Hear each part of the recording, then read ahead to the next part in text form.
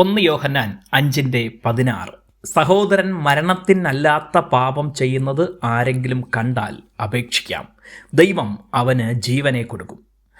വളരെയേറെ ചർച്ചകളും വാദപ്രതിവാദങ്ങളും നടന്നിട്ടുള്ള ഒരു വാക്യമാണിത്. സഹോദരങ്ങൾക്കായി ജീവൻ വെച്ചു കൊടുക്കാൻ പോലും തയ്യാറാകണമെന്ന് ആഹ്വാനം നടത്തിയ ശേഷം സഹോദരങ്ങൾക്കായി പ്രാർത്ഥിക്കാൻ അദ്ദേഹം ആഹ്വാനം ചെയ്യുന്നു.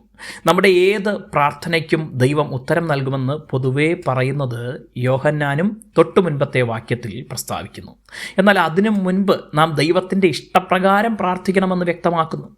ദൈവത്തോട് പ്രാർത്ഥിക്കുന്ന കാര്യം ദൈവഹിതപ്രകാരമുള്ളതാണെങ്കിൽ മാത്രമേ ദൈവം ഉത്തരം നൽകുന്നുള്ളൂ. പല പ്രാർത്ഥനകളും ദൈവഹിതത്തിന് വിപരീതമാണ് എന്നത് ഒരു ആശ്ചര്യമായി ചിലർക്കെങ്കിലും തോന്നാം. ദിനംപ്രതി ഉള്ള ആവശ്യങ്ങൾ നടത്തിത്തരാൻ പ്രാർത്ഥിക്കുന്നത് ദൈവഹിതമായിരിക്കുമ്പോൾ നമ്മുടെ സ്വാർത്ഥതകൾ പ്രാർത്ഥനയിൽ അപേക്ഷിക്കുന്നത് ഒരുപക്ഷെ ദൈവകോപം ഉണ്ടാകാനേ ഉതകുകയുള്ളൂ. ദൈവഹിതമല്ലാത്ത വിഷയത്തിനായി പ്രാർത്ഥിച്ചാൽ ഉത്തരം ലഭിക്കുകയില്ല.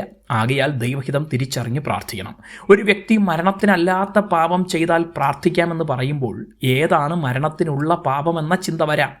മരണമെന്നത് കേവലം ശാരീരിക മരണമെന്ന് ചിന്തിക്കുന്നതിലുപരി നിത്യശിക്ഷയായ ദൈവത്തിൽ നിന്ന് എന്നേക്കുമുള്ള വേർപാട് എന്ന മരണമാകാം ഉദ്ദേശിക്കുന്നത്. ഒരു വ്യക്തി യേശുക്രിസ്തുവിനെ കർത്താവായി അംഗീകരിക്കുമ്പോഴാണ് മരണത്തിൽ നിന്ന് ജീവനിലേക്ക് കടക്കുന്നത്. അങ്ങനെയെങ്കിൽ ആ വ്യക്തി മരിക്കാൻ കാരണമാകുന്നത് യേശുക്രിസ്തുവിനെ ഉപേക്ഷിക്കുമ്പോഴാണ്.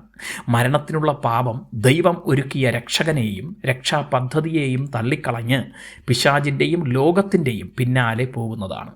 ദൈവസ്നേഹത്തെ രുചിച്ചറിഞ്ഞ ഒരുവന് ദൈവത്തെ മറന്ന് ജീവിക്കാനാവുകയില്ല.